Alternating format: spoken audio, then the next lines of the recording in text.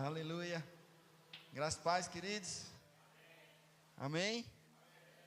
É uma alegria imensa estar aqui com vocês nessa noite. Como o pastor Jandu já me apresentou, né? Eu sou Marconi Júnior, sou lá de Campina Grande, casado aí com Lívia, que tem ajudado aí nos projetos lá da igreja, tanto aqui, né, como também agora lá na Vila Leopoldina.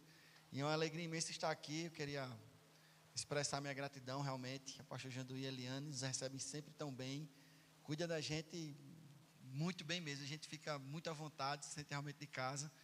Também o pastor Abraão está aí do coração, né? O professor do Rema.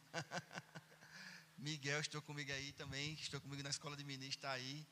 Realmente mandar um abraço para todos vocês. Queridos, a gente vai falar aqui rapidamente sobre oração. Estamos no culto de oração. Então vamos falar sobre oração para depois praticarmos oração. Amém?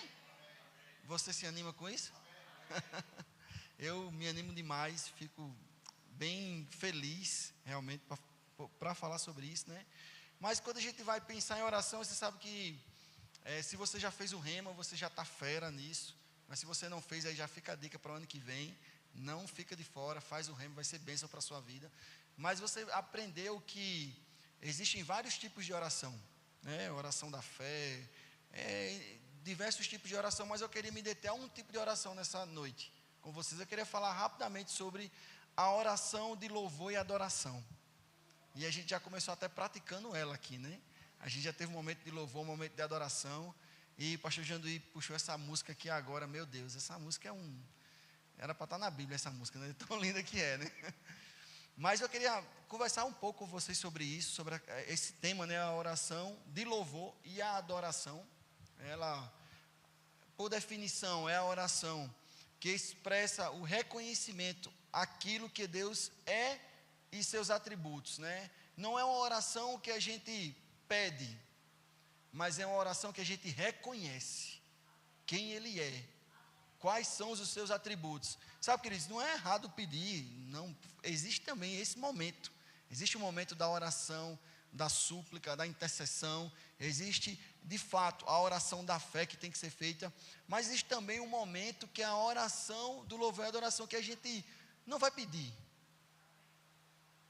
A gente vai só engrandecer, reconhecer, mostrar quem Ele é para nós mesmos, porque Ele já sabe, Deus não precisa que a gente afirme que Ele é grande, que Ele é bom. Ele não precisa, querido, Ele é bem resolvido, tá bom? Você sabia disso? Deus é super bem resolvido. Deus não tem problema de baixa autoestima, tá, querido? Mas nós, quando louvamos e adoramos a Ele, nós estamos reconhecendo a posição dEle em nossas vidas. E por isso é tão importante nos dedicarmos a esse tipo de oração, a oração do louvor e a oração no louvor e da adoração, né? Nesse tipo de oração, experimentamos uma intimidade profunda com Deus, porque a gente sai daquele contexto da necessidade e a gente entra em um momento de intimidade, comunhão, expressando quem Ele é para a gente. Quando a gente entra nesse ambiente, querido, a gente passa a desfrutar de um lugar diferente em Deus. E eu queria estimular, eu queria inspirar vocês, né, a estar desenvolvendo esse tipo de oração.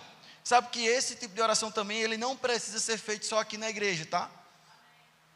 Esse tipo de oração, ele tem que ser feito principalmente na sua casa. Você e o Senhor, você e Deus na sua casa, louvando, adorando a Ele. Sabe que não precisa nem ter música. Não necessariamente precisa ter música. Você vai expressar a Deus quem Ele é. Expressar a Ele quem Ele é para você. E você nem precisa nem de música para fazer isso. A adoração não precisa nem de música. Óbvio, a música vai ajudar? Vai ajudar. A música é bom. Eu particularmente gosto de música, até porque eu também toco, né? Então, o meu ambiente ali, eu gosto demais de música. Eu sei porque eu vou ter o meu tempo com o Senhor, eu boto logo uma música ali também, porque isso me ajuda. Mas não necessariamente precisa ter. Não, você não precisa do ambiente coletivo para desfrutar da intimidade e da comunhão, para desenvolver esse relacionamento com Deus. O que você vai fazer em casa vai resultar, e você, ao invés de vir para o ambiente coletivo apenas para receber desse momento, você também vai chegar para dar, porque aquilo que você fez em casa, você vai trazer aqui para o ambiente coletivo também. Amém? Eu estou querendo inspirar vocês. Eu queria que a gente... Tem um texto, eu amo esse texto, tá? É um texto muito conhecido, você já sabe até decorado, mas a palavra do Senhor, ela se renova, e eu fico muito feliz por isso, porque eu posso falar várias vezes, ela vai continuar se renovando na minha e na sua vida. Mas eu queria que você abrisse em Atos, capítulo 16, a gente vai lembrar um pouco daquela história de Paulo e Silas na prisão.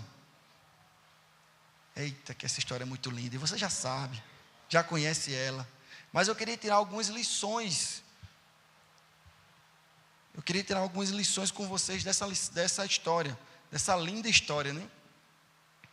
Atos capítulo 16, a gente vai ler alguns versículos, eu vou parar, vou comentar algumas coisas, vou voltar, mas eu estou bem à vontade aqui, e eu tenho certeza que Deus está ministrando e está trabalhando, o Espírito Santo, Ele está transformando, Ele está modulando aquilo que está saindo da minha boca, para encaixar perfeitamente a sua necessidade ao seu coração. Atos capítulo 16, a partir do versículo 22. O texto vai dizer assim: levantou-se a multidão, e aí, rapidamente, só para contextualizar, né? Lucas também estava envolvido, não é que ele está escrevendo também, mas aqui está Paulo e está Silas, junto com outras pessoas, e eles estão levando o evangelho para a cidade de Filipos, e ele começa a fazer um trabalho naquele lugar, converte um pessoal lá, e aí tem uma mulher endemoniada que fica ali aperreando ele vai expulso o demônio daquela mulher, e mais aquela mulher era uma adivinhadora que produzia lucro para algumas pessoas, e aí, porque ela foi liberta do demônio, ela não pôde mais fazer as adivinhações, e os seus senhores, com raiva de Paulo, porque isso aconteceu, pegaram eles, tramaram lá, inventaram algumas mentiras e jogaram ele na prisão. E aqui, chega nesse momento aqui, né? Levantou-se a multidão, unida contra eles, e os pretores, rasgando-lhes as vestes, mandaram açoitá-los com varas. Alguém aqui já foi açoitado com vara? Não? Miguel às vezes merece, né? Uma surrazinha assim, né? Mas não pode não, assim é demais também, tá? Eu acho que ninguém aqui já foi açoitado com vara, mas eu sou lá, né, na Paraíba, né? O pessoal gosta, né, os pais, né? Ainda bem que os meus pais se converteram cedo, né? Mas eu tenho alguns colegas que apanharam ainda com os galinhos de goiabeira, meu amigo, né? É duro, o negócio é pancada, viu, filho? Mas aqui não era um açoite de um pai querendo corrigir um filho, meu amigo. Aqui era um açoite de um soldado romano, querendo machucar de verdade alguém, querendo castigar de verdade alguém. E o texto continua dizendo que, no versículo 23, e depois de lhes darem muitos açoites, eu gosto dos detalhes, não foram poucos, mas foram muitos açoites, os lançaram no cárcere, ordenando ao carcereiro que os guardasse com toda a segurança. Versículo 24. Este, recebendo tal ordem, levou-os para o cárcere interior e lhes prendeu os pés no tronco. Não bastou eles apanharem, não bastou eles terem suas vestes rasgadas, isso também era um sinal de vergonha, porque eles ficavam praticamente nus ou seminus na frente da multidão. Foram humilhados, foram castigados, ainda foram presos em um lugar no calabouço, no cárcere. Mas vem aí o versículo 27, que a gente está bem acostumado com ele, né? Perdão, o versículo 25, que diz: por volta da meia-noite, Paulo e Silas oravam e cantavam louvores a Deus, e os demais companheiros de prisão escutavam. Vamos dar uma paradinha aqui nesse versículo, que ele é muito, muito bom. Por volta da meia-noite, e eu ficava pensando, quando eu era menor, né? A gente tem que orar de madrugada porque a fila é menor, né? Deus escuta melhor, então, né? Não é porque foi de meia-noite, querido, mas eles estavam nesse contexto, nessa situação, mas isso me chamou a atenção, porque se o Espírito Santo inspirou o autor a colocar esse detalhe, é porque isso é importante. A gente tem que entender o que estava acontecendo com esses dois homens. Eles foram presos e castigados por fazerem uma coisa boa, por expulsarem uma mulher, expulsarem o demônio de uma mulher. Agora eles presos, castigados, açoitados, estavam com seus pés lá no tronco, mas eles já era meia-noite, então o dia já tinha sido muito cansativo para eles. Irmãos, eu não sei você, mas quando a gente trabalha um pouquinho mais, quando chega em casa já chega querendo deitar e dormir. Não é verdade? Eu acho que só sou eu que sou lá da Paraíba, né? Aqui vocês são mais, né, guerreiro e tal. Eu acho que eu que estou... Mas, eu não sei você, mas eu sou assim. Quando a gente se desgasta um pouco mais, ou seja, faz uma atividade um pouquinho maior, a gente já fica mais cansado do que o normal e já quer deitar para dormir. É assim ou não é? Ou só sou eu? Vocês são tudo santos, eu estou correndo para... Mas esses dois, eles poderiam estar naquele momento, por volta de meia-noite, era tarde, querido, cansados, humilhados, açoitados, eles poderiam fazer qualquer coisa, inclusive dormir. Eu acho que até desmaiar, né? Porque já estava tão ruim que não ia nem dormir, ia desmaiar logo. Mas eles tomaram uma decisão. E aí é o que mexe mais comigo. Porque eles tomaram uma decisão, queridos, uma decisão que envolvia um sacrifício. Porque você acha que é fácil a gente abrir a boca para adorar o Senhor no momento e um contexto como esse? Mas eu estava pensando sobre isso e Deus falou algo para mim interessante. Se você voltar lá, a gente vai voltar ali, versículo 13. Antes de eles serem presos, está mostrando quando eles chegaram na cidade, né? Versículo 12 diz aí que eles chegaram a Filipos, tal. E aí no versículo 13 diz assim: no sábado, saímos da cidade para junto do rio, onde nos pareceu haver um lugar de oração. E assentando-nos, falamos às mulheres que para ali tinham concorrido, né? Então, eles tinham um hábito, diga hábito. No versículo 16, vai dizer assim, ó: aconteceu o quê? Indo nós para o lugar de... Me ajuda, querido. O lugar de oração. Nos saiu ao encontro uma jovem possessa. Eu já contei a história dessa jovem. Paulo vai, expulsa o demônio dela. Mas olha que coisa interessante. Eles chegaram no lugar e já buscaram um lugar de oração.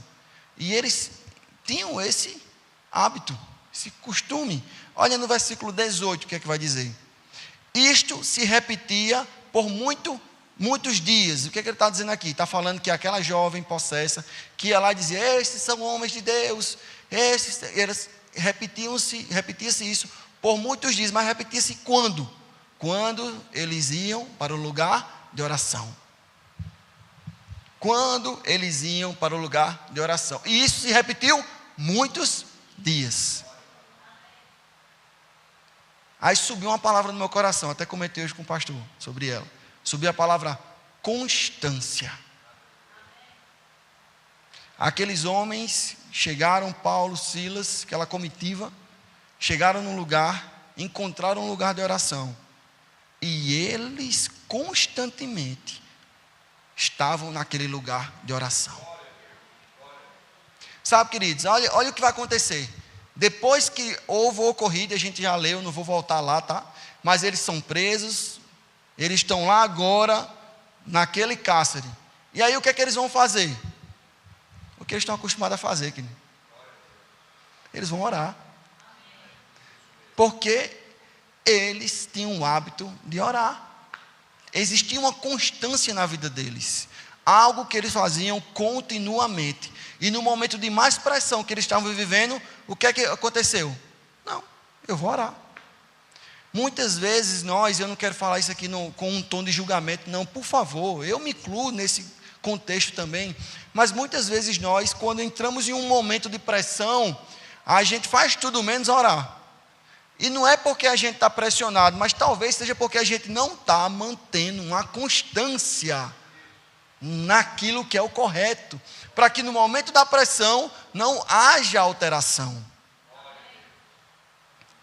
Você está aqui ainda? É bom pregar assim na igreja, né? Dos outros que a gente vai embora depois, deixa o pastor para resolver a parada aí, né? Brincadeira, gente. Mas assim, eu estou querendo realmente inspirar vocês. Paulo e Silas, eles não mudaram o comportamento deles. Eles já sabiam, tanto faz eu orar no lugar onde eu encontrei, como nesse calabouço aqui. Porque não é o local, mas é aquilo que eu faço como um hábito que vai fazer a diferença na minha vida.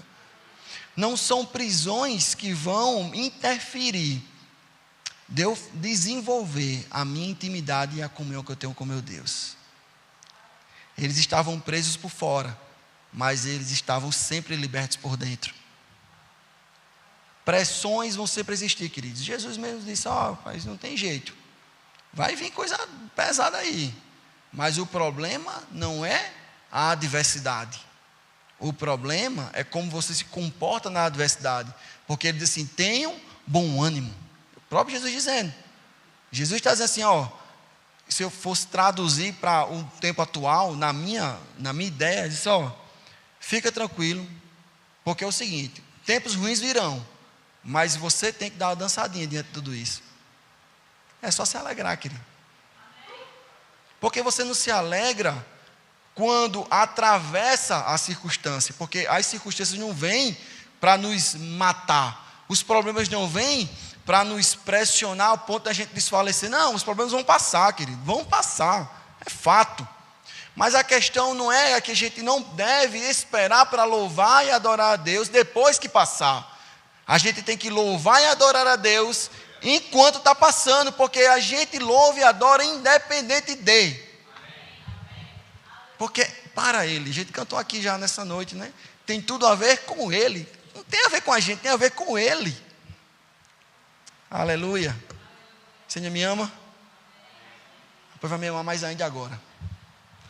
Paulo e Silas oravam e cantavam louvores a Deus. Eu fui dar uma olhadinha nessas palavras no original. E olha o que eu descobri, que coisa tremenda. A palavra oravam era, nesse trecho especificamente, ela dá a entender, uma das traduções seria que dá a entender que é oferecer orações.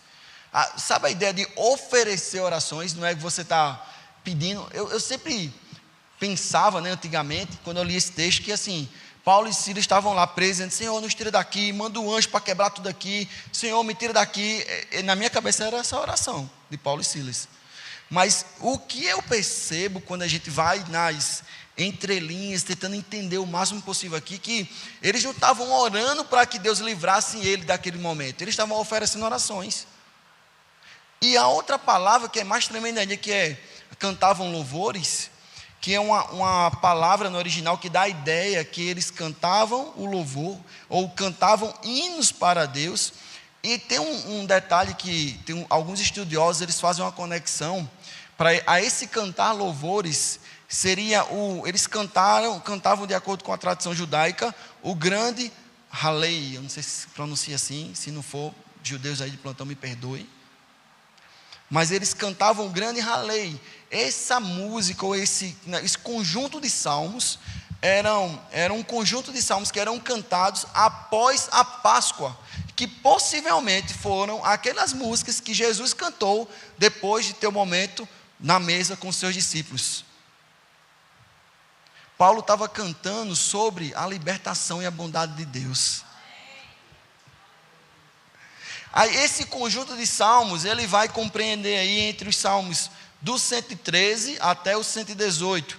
E eu não quero ler todos os salmos aqui, porque senão não vai dar tempo de ler tudo. Mas eu pincelei alguns versos desses salmos, só para você entender um pouco do que Paulo e Silas estavam cantando naquela prisão. Alguns versos dizem assim: louvado seja o Senhor, sim, louvem, ó servos do Senhor, louvem o nome do Senhor, bendito seja o nome do Senhor, agora e para sempre. Quando o povo de Israel saiu do Egito, quando a família de Jacó deixou aquela terra estrangeira, a terra de Judá se tornou o santuário de Deus, Israel se tornou o seu domínio. Estremeça, ó terra, na presença do Senhor, na presença do Deus de Jacó.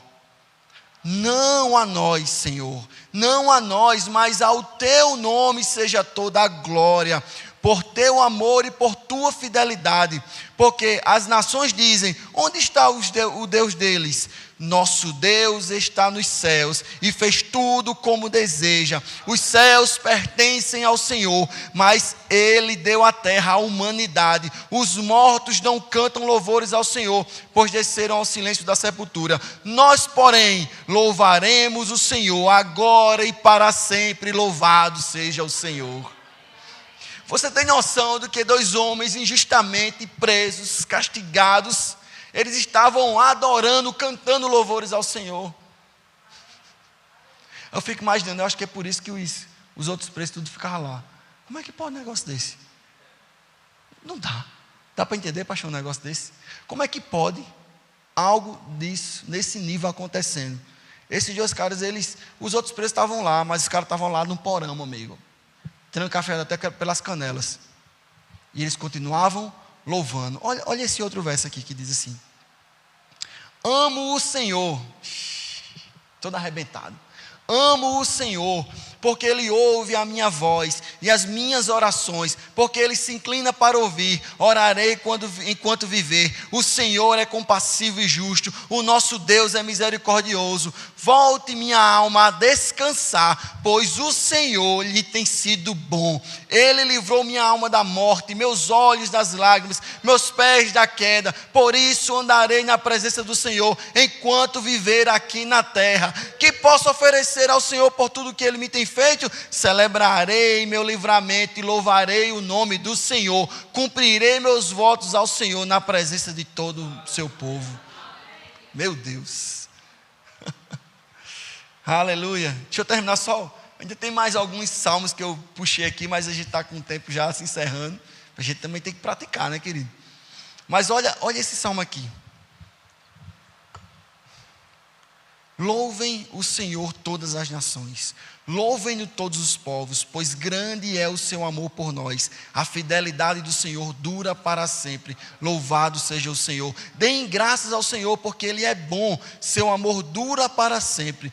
Todo Israel diga: seu amor dura para sempre. O Senhor é minha força e meu cântico, Ele é minha salvação. No acampamento dos justos há cântico de alegria e vitória. A mão direita do Senhor realizou grandes feitos. A mão direita do Senhor se levanta em triunfo. A mão direita do Senhor realizou grandes feitos. Não morrerei, pelo contrário, viverei para contar o que o Senhor fez. Tu és o meu Deus e eu te louvarei. Tu és o meu Deus e eu te exaltarei. Deem graças ao Senhor, porque Ele é bom, seu amor dura para sempre.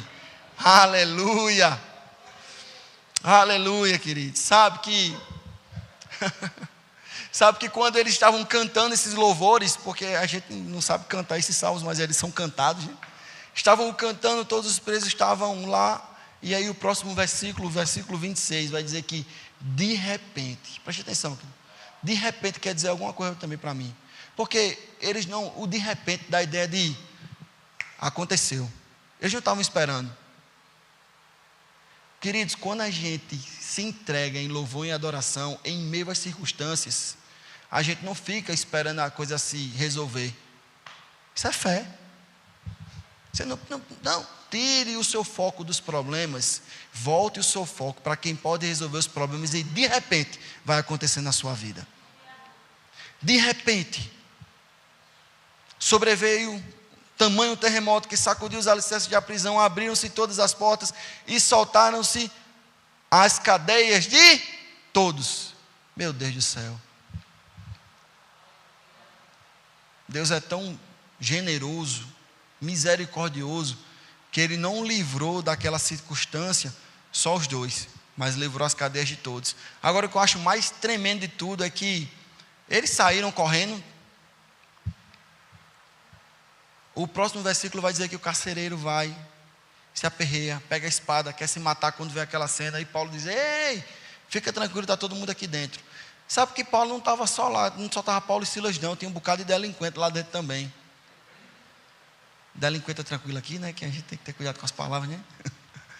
Tem um bocado de peça ruim lá também. Só que, ao verem alguém louvando e adorando, independente das circunstâncias, eles devem ter pensado assim: rapaz, eu não posso mais sair daqui desse ambiente, que esse ambiente está muito gostoso. E Paulo diz assim: ei, fica tranquilo que ninguém saiu. Paulo já estava respondendo pelos demais, queridos. Já vinha uma igreja dentro da cela, pastor. As circunstâncias, elas não podem te parar, elas não podem nos parar. Mas as circunstâncias, elas podem potencializar aquilo que a gente já vem fazendo com constância. Amém? Vamos praticar. Cadê o louvor? Chega aqui. Aleluia. Queridos, Tiago 1 vai dizer: meus irmãos, tende por motivo de toda alegria o passardes por várias provações. Sabe, queridos, o foco não pode ser o problema. O foco sempre tem que ser Deus. Paulo vai dizer que o homem exterior pode até estar se corrompendo, mas o interior ele cresce, independente da situação. Sabe, eu queria te convidar, eu queria te inspirar, para que hoje você entendesse, que não seja só aqui. Eu acho que aqui pode ser se você ainda não tem esse hábito, né, hoje pode ser o início, o start, o despertar para desenvolver esse hábito, querido, de ter esse relacionamento com o Senhor, em louvor e adoração na sua casa. Sabe, quando eu vim a primeira vez aqui para São Paulo, né, que tive aqui esse tempo com um pastor, uma coisa me chamou a atenção. Ele sempre dizia: Deus é bom. Parava no sinal, ele assim: Deus é bom. Amém, pastor, Deus é bom, né? E isso continua até hoje, né? Deus é bom, constância. E agora ele botou mais um no repertório, né? O seu favor está sobre nós. Eu já peguei. E o favor de Deus está sobre mim. O favor de Deus está sobre a minha casa. O favor de Deus, obrigado, Senhor, Tu és bom, Senhor. O Teu favor está sobre as nossas vidas. Obrigado, Senhor, Tu és bom. Deus é bom, nada pode mudar isso. Independente do momento que você está vivendo, da pressão que você possa estar convivendo, ou que vai conviver um dia. Qual o problema? Não tem problema nenhum, isso só vai potencializar quem você é por dentro. Vamos ter um tempo de oração, vamos. Aleluia. Agora eu não queria que você pedisse nada não, querido. Você pode até pedir depois. Eu queria que a gente reservasse esse primeiro momentozinho aqui para a gente render graças ao Senhor. O pessoal já vai cantar uma música aí, que eu não sei qual é, mas o Espírito Santo sabe eles. Mas eu queria que você tirasse um tempo realmente para adorar a Ele, para exaltar a Deus, para, sabe, glorificar, para dizer: Senhor, Tu és bom, Tu és grande, Tu és tremendo, Senhor, a Tua bondade me cerca, a Tua misericórdia me acompanha. Senhor, Tu és bom em todo o tempo, Tu és bom em todo o tempo. Aleluia. Tu és bom, Senhor, Tu és bom, Senhor. Aleluia, Pai, Tu és bom, Deus. Tu és bom, Senhor. Aleluia. Te amo, Deus. Aleluia, Pai. Obrigado, Senhor. Tua graça nunca falha. Em Tuas mãos todo tempo estarei. Desde quando eu acordo até eu me deitar, cantarei da bondade de Deus. És fiel em todo o tempo, todo sempre Tu tens sido bom.